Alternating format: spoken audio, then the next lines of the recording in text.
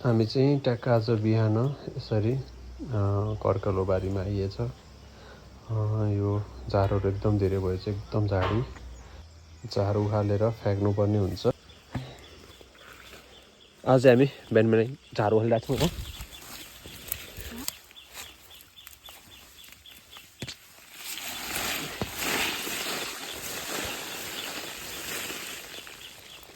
झारसँग चाहिँ एउटा अदुवा पनि उखालिएछ। कर्कलो मौलायो भन्ने पिर परिरहेको घरबेटीलाई चाहिँ। यहाँ चाहिँ फेरि अदुवा नमौलाएर यहाँ तनाव छ। हामी चाहिँ अर्को कर्कलो उखाल्दैछौँ।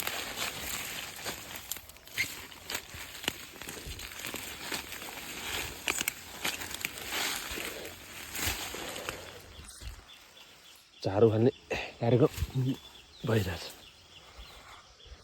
म चाहिँ यता छु।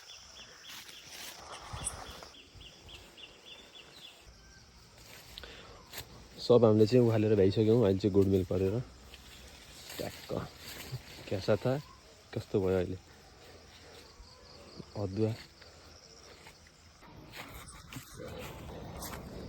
यस्तो भइरहेको छ। खुट्टा चाहिँ पुरै हिल्ला होइन। हामी हातखुट्टा धुनमा चाहिँ 15 जना हो।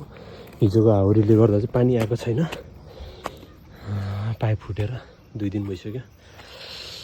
अस्तिको हिजोको होइन अस्तिको। अनि ट्याक्क हामी जाँदैछौँ। 15 जाने बाटो चाहिँ यो हो।